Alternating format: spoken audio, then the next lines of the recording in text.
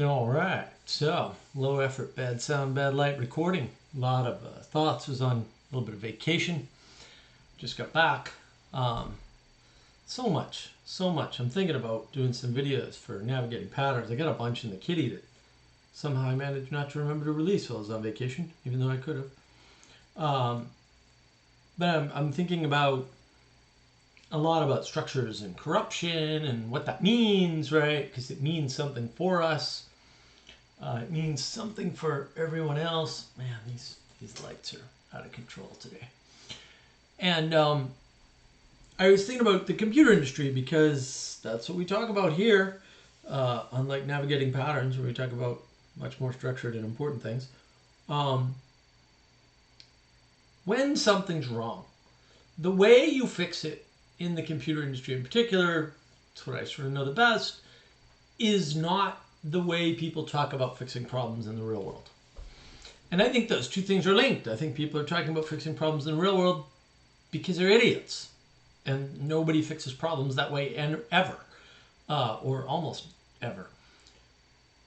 When you have broken software, you don't go to the system that created the broken software and fix the system. What you do is you call your smartest engineer or the guy who's always gotten you out of this before. And that usually works.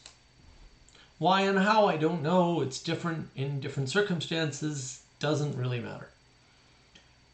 Almost always that person just bulldozes all the processes and procedures in place just to get something done. And so what does that mean? Well, that means if you think that the education system is broken because it's producing robot children or something retarded, which it is not, by the way. That is not what is happening, just so we're clear. You don't go and revamp the education system.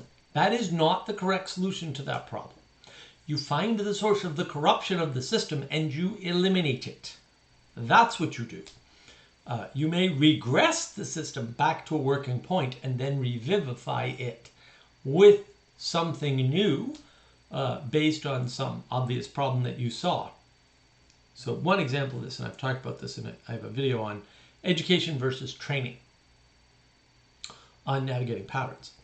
One example of this is the education system. It's one easy thing you might do to fix the education system is go in there and take all the money out of it, because there's way too much money in the education system. We tripled the amount of money we're spending on education and we got poorer education. A one-to-one relationship. Causal for sure. There's no question about it. Why? Because money corrupts. There you go. I'm not a money corrupts guy, but also definitely happened here. There's no question about it. Wasn't really cash per se, although that was a factor. It's also the great teachers' pensions. You know, you're not working. You're getting a ridiculous hourly salary out of it. By and large, there are some great teachers out there. They work 100 hours a week, 52 weeks a year. Sure. There's 4 of them, though, and the rest of them are useless and lazy. Okay? Let's not focus on the outliers. Let's focus on what's actually happening. Okay? And so when you start looking at the education system, it's easy to go back and say, well, there's 4 things we took out of education that need to be put back.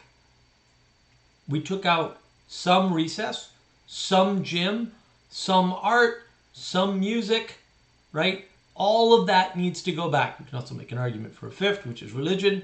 I would argue you don't need that, although I would prefer you put it back.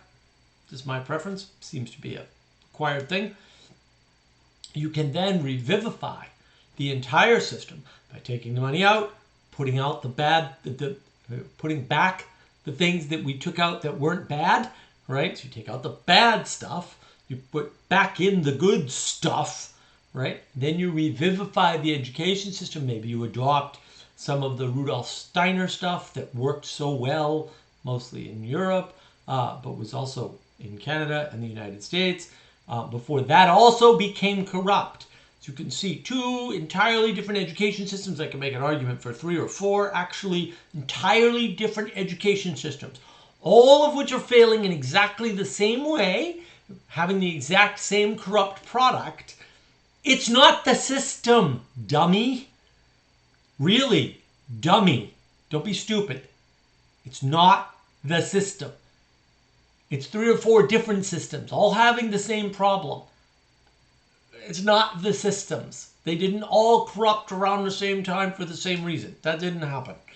Okay? The reason is something else is corrupting those things, right?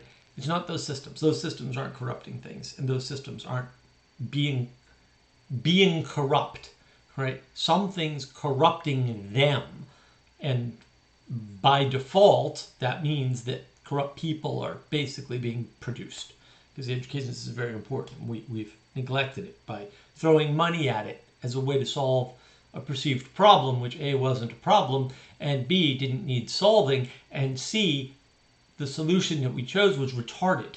So don't do that. You see this a lot in the computer industry.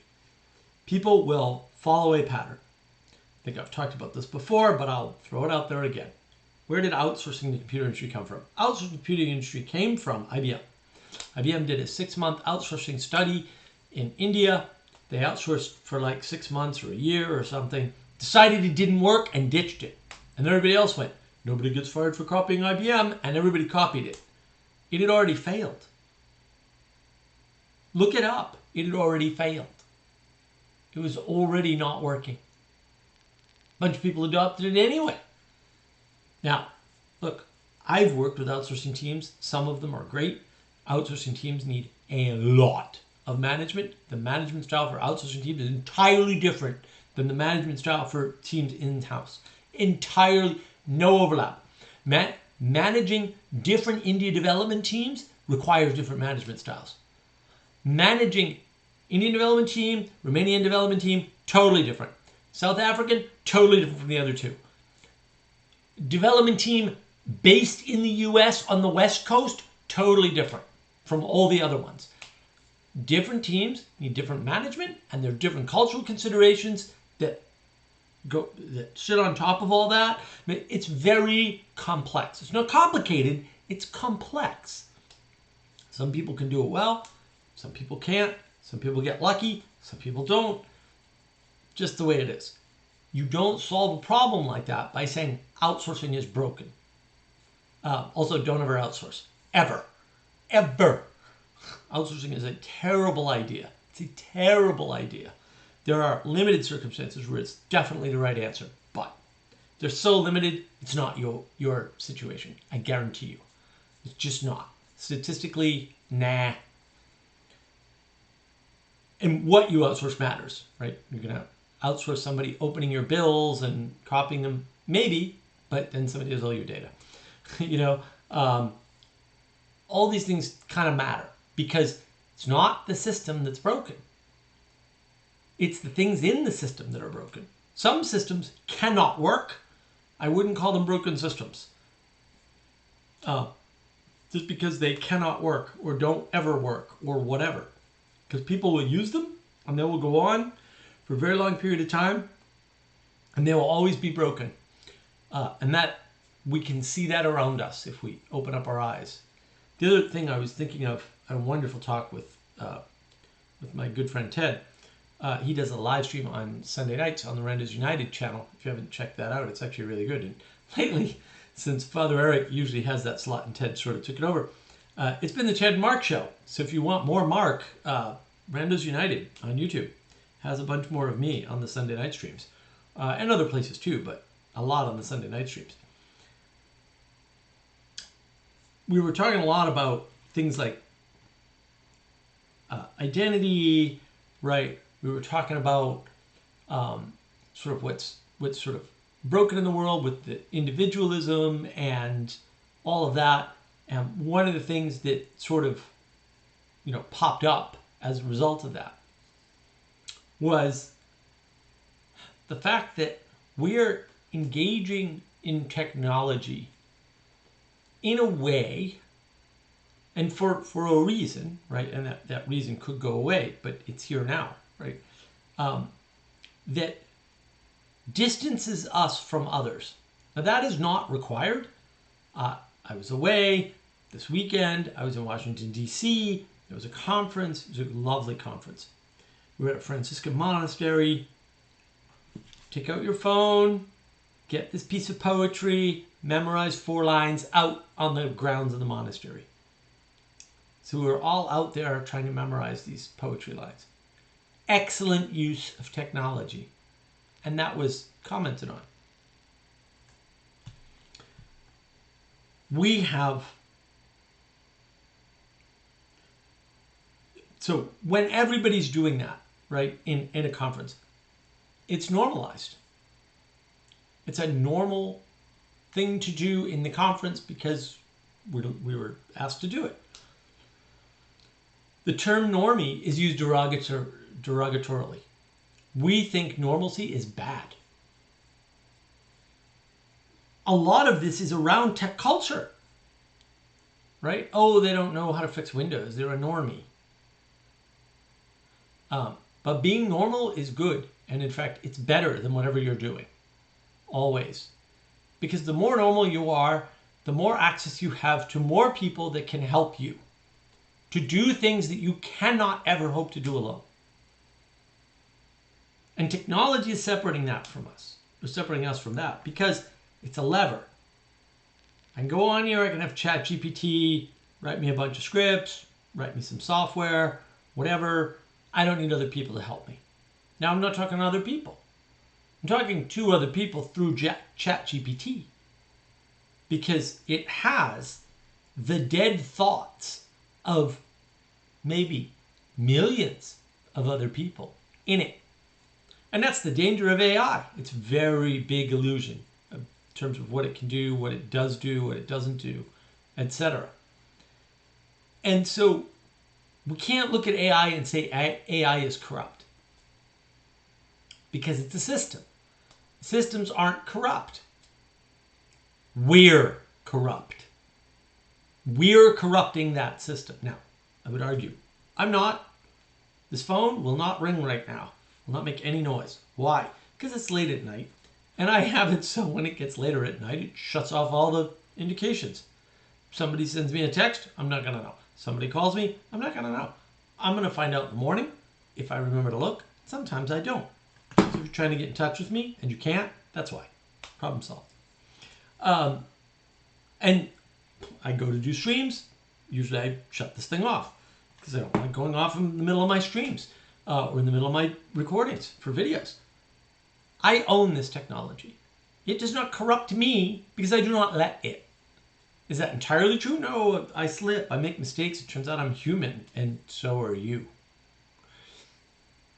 But I'm in control, ultimately, of the technology. Technology does not control me.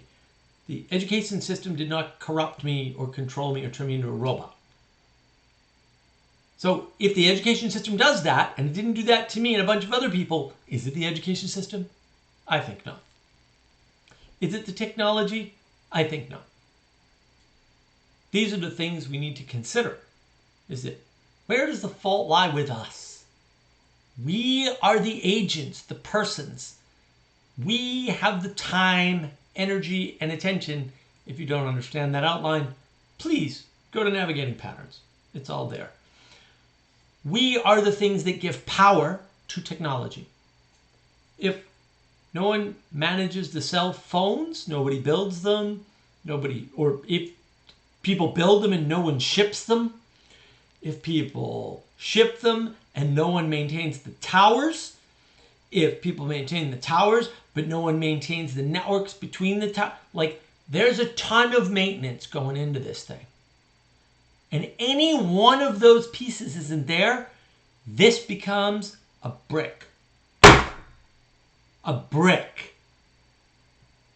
We own this. We control this. All our technology. If it's not doing something or doing something wrong, it's not the technology, dummy. It's us.